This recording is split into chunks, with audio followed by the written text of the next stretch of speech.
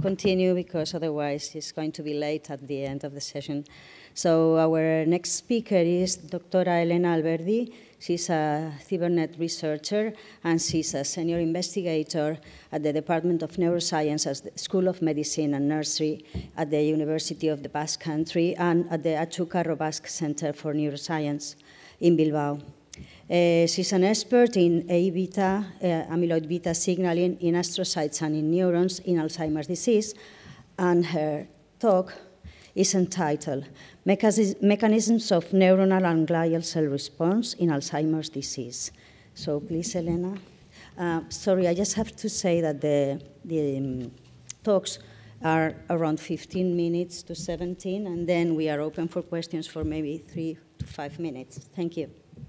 Okay, thank you very much, Teresa, for your kind presentation, and thank you for the organizer to invite me and our group to present this data that was done in the University of the Basque Country in the Department of Neuroscience in Atxukarro-Basque Center for Neuroscience, a center specializing in glial biology and the involvement of these cells in the neurodegenerative disease.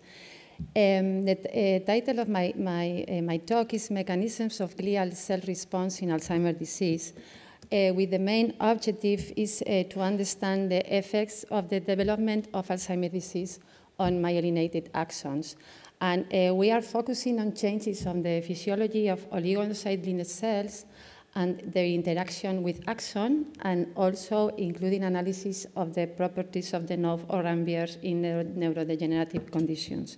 This is the main objective that I'm going to present today in this meeting. Well, our hypothesis is that the oligodendrocyte defects may lead to cognitive impairment. This is an hypothesis that was postulated by Professor Nave 8 years ago. This is an old hypothesis. And this hypothetical model pointed the consequence of an aberrant myelination in the cognitive impairment. And is based principally because the conduction velocity could be reduced and the synchronization of the signals could be aberrant. Also, the loss of milliseconds precision is very important for the transmission of the cognitive function. And well, we have some reduced transport on presynaptic proteins and additionally axonal degeneration and secondary inflammation. Well, this is an hypothesis that we are trying to explain today with some the research that we are going to present.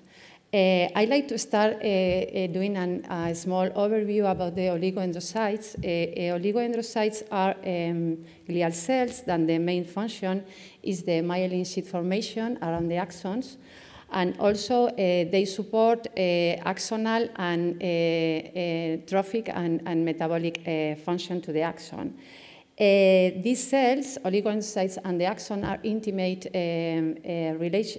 related, and some problems between the connection between oligos and axons could be a big problem in the disease.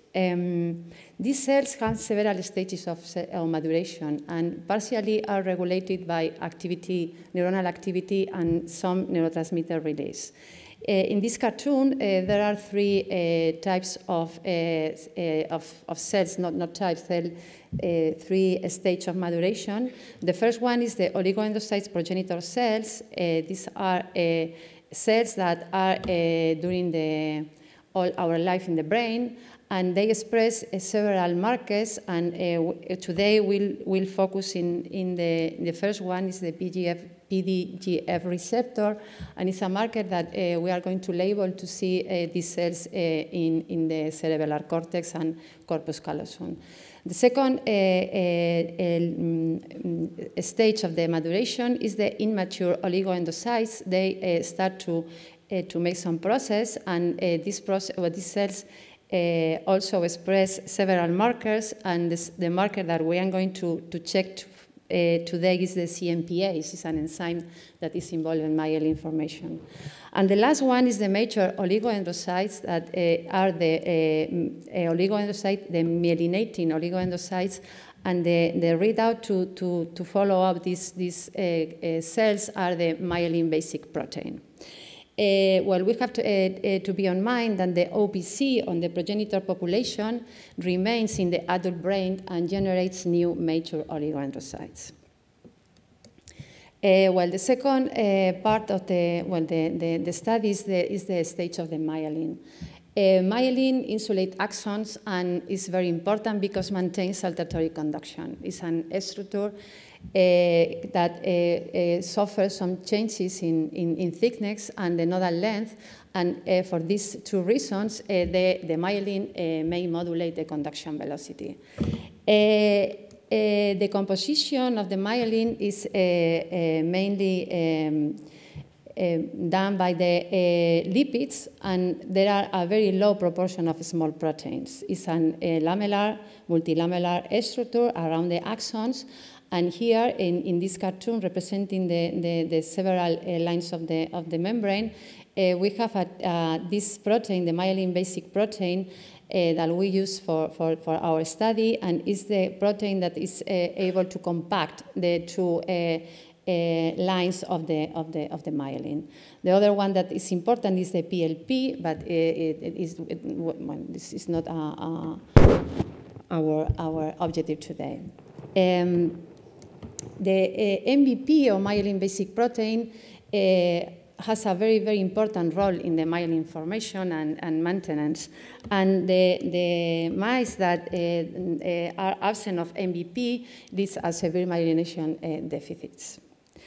Okay. Well, there are very controversial papers relating the myelin and Alzheimer's disease, because Alzheimer's disease traditionally has been considered like a gray matter disease. And we know that there are some loss of myelin in a specific region, but the clinicians and researchers, we are not very accordingly to this part of the finding. The other thing is that the white matter is reduced, has the volume reduced, and there are several alterations in the microstructure. Other point of view of the analysis of the myelin is to see the MVP levels, because as I showed you before, the MVP is a very important protein in the myelin structure, and these protein levels may vary depending on the brain area. The mechanism underlying this alteration remains unclear, and now today we are going to show you some mechanism explain the MVP changes in the disease. And finally, the amyloid beta could be a candidate to promote the white matter dysfunction, because there are several papers in the last time that they show that there are an increased levels of A beta, and this correlates with myelin abnormalities. Then, well, in our lab, we have several, well, not several, but some of them experimental approach to model Alzheimer's disease. We have trying to understand the mechanisms that are involved in the A beta or A beta oligomers pathology, and we use culture cells and slides for animals to check this part of the project. The other one is that we usually use intrahippocampal injection of A beta oligomers to check the contribution of this peptide in the damage of the neurons and glia. The third one is the triplet transgenic mouse that carries the three mutation on APP presented in Antown. And the other one is post-mortem Alzheimer's disease post-mortem human samples that we have from the Hospital Clinic of Barcelona. Then, well, I like to start the results showing this curious data that we found in this brain slices from Alzheimer's disease post-mortem prefrontal cortex. We analyzed this red color is the MVP present in the gray matter and in the white matter of the cortex. And we analyzed the controls and Alzheimer's disease. This is an stage in 5-6 stage of Alzheimer's disease, Braak stage. And we found that there are some difference, and there are more MVP in the patients in the frontal gray matter. However, the white matter maintained the same levels of the protein. Then analysis of the myelin-related proteins in Alzheimer's disease stages reveals that the only protein that was upregulated was the myelin-basic protein. We also analyzed the myelin-associated glycoprotein and the CMPS expression in control and in several stages of the disease from 2 to 6. And we have no significant change in MAG and CMPS expression. And additionally, in the OLIG2, that is the marker for the lineage, or the oligodendrocyte lineage, is a transcription factor. Then, with this result, we conclude that the composition of the myelin in this patient was aberrant, because the ratio between MVP, for example, and CMPS is very, very important to maintain the integrity of the myelin. Then after this, well, we have the same result for the hippocampus, because we don't have time to see today, but the CA3 area of hippocampus present more MVP and doesn't have any other changes in the myelin-related proteins. Then we move to our transgenic mice model, and we analyze corpus callosum, and we can see here, you can see here that there are more myelin-basic proteins in these animals. And also analyzing several ages, the main difference was in the 18-month-old, but also in 12-month-old animals had difference in MVP. There are no significant changes in the other proteins that we analyzed, like MAG and CMPS. Then the conclusion is that the transgenic mice exhibit MVP increased levels in adult hippocampus and corpus callosum. It's very similar to the patient that we analyzed before. Then the next question was, is MVP upregulation observed in the mice due to an increase in mature oligodendrocyte population? Then we analyzed the age-related oligodendrocyte population corpus callosum, and we label with 2 markers like OLIG2 to label all the population of the oligodendroglia, and the CC1, that is the marker for the mature oligodendrocytes, and we analyzed the three age on the animals, 6, 12, and 18, and then in the graph bar, you see that the 18-month-old, there are a decline for the age in the animal in controls, but the decline in the animals, transgenic mice, was less prominent. And then we conclude that in these animals, we had more oligodendrocytes than in the control. We also analyzed the PDGF receptor. This is a marker for the precursors or progenitors of oligos, and we couldn't see any difference. And also we see the difference in the mature oligodendrocytes, the CC1 labeled cells. Then there is an increase in the number of the mature oligodendrocytes in 8 animals. Then this is because there are more proliferation or differentiation in the animal. For that, we made some experiments trying to see the oligodendrocyte dynamics in the adult brain in the mice. And then for that, we used the EDU treatment. I'm sorry, I don't know if there's the pointer.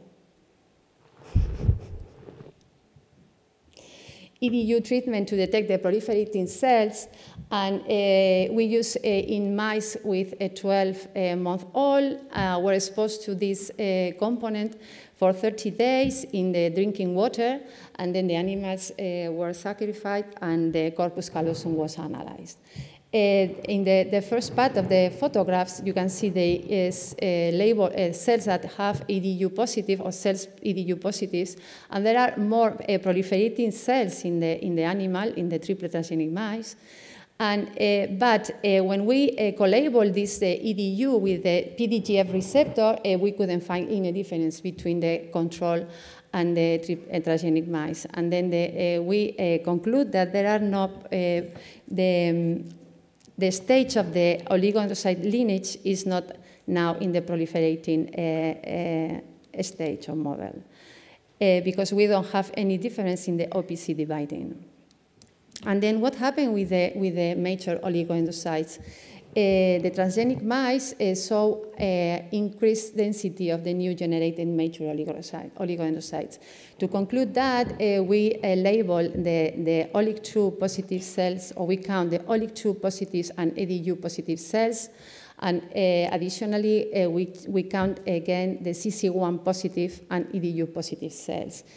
In this case, we found that there are an increased abundance of the mature oligodendrocytes.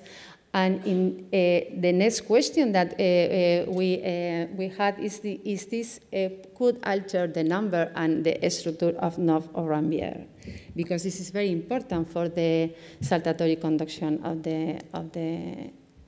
the stimulus of the transmission. Then in this, we analyzed the corpus callosum of the animals, and we found that the density and length of the NOVs or Rambier are altered in the transgenic mice. In this graph, you can see that the number of the nodes are increased in the aged animals, and this, considering that these results, probably the internodes are shorter, for that the velocity was slow in these animals. Then we also measured the node length to see if we have some difference in the expression of the sodium voltage-dependent channels, and the node length is shorter in the aged animals, and the distribution of these nodes with respect to the node length is different between the wild type and the triplet transgenic mice. Then with this conclusion, the next question is that what happened with the functional consequence in the oligodendrocytes impairment that I'm going to, or I showed you before. For that, we measured the conduction velocity in Alzheimer's disease mice. We use the corpus callosum. In this case, we have two peaks. The first one, the N1, is the faster peak and is corresponding to the axons that are myelinated. The second one is slower, and this axon, the caps of these axons represent the unmyelinated axons. On the left, you see that the N1, the latency is higher in the triplet transgenic than in controls, and this is because the conduction is altered. Then the triplet transgenic mice present the slow conduction velocity in myelinated axon of corpus callosum. Well, analyzing the ultrastructure of the myelin, we saw that the G ratio of this axon was smaller, indicating that the myelin, there is an hypertrophic myelin. And in this, we also analyzed several degenerative events in these animals. We found that there are enlarged inner tongue, that has dense axonal cytoplasm, and also have empty myelinated fibers and degenerated myelin sheet. Well, and this is the last two slides trying to understand what happened in the oligos in the presence of A-beta related to the MVP expression. We use some oligodendrocytes in culture and also organotypic slices from cerebellum. And with this preparation was in presence of A-beta, the MVP is overexpressed. You can see in the Western blot analysis and also in the immunocytochemical analysis with the MVP protein antibody or against antibody. The FIS, fluorescent in situ hybridization assay, show us that we have more MVP mRNA on the periphery of the cells when the A-beta is present. Saying that the translation of the MVP, because MVP is a protein that is local translated, is upregulated by the A-beta. Then, with all these results, we have this very, very simple model that in health and in aging health, we have some oligodendrocyte differentiation coming from the precursors, and these oligodendrocyte, major oligodendrocytes make a normal myelin. In Alzheimer's disease, we are oligodendrocytes proliferation because we have more maturation of the oligodendrocytes, and a normal differentiation of oligodendrocytes may be for the A-beta functional treatment, and in this case, the oligodendrocytes makes an aberrant myelin with more MVP and an hypertrophic myelin around the axons. For conclusion, we have this sentence that together this result strongly suggests that amyloid beta have a promyelinating effect that results in aberrant hypermyelination in triplet mice and the disease proper. The contribution of this event to the onset and progression of pathology remains the subject of our future studies. Well, this is our group. The group is led by Carlos Matute, and the neurobiology lab, the people who works in this project was Tania Quintela. She's a very hard worker, and she made the majority of these experiments. Carolina Ortiz-San, Alberto, he helps us with the electrophysiological recordings, and Vicky and Carlos and me, we started with this project many years ago. We have some collaborations in the Chucarro Center, José Luis Dugaza, Francisco Llavero, and Jimena, and in the Max Planck Institute to make all the ultrastructure analysis, Vipka Mobius and Klaus Armin-Nave. Thank you very much for your attention. It will be a pleasure to have some questions.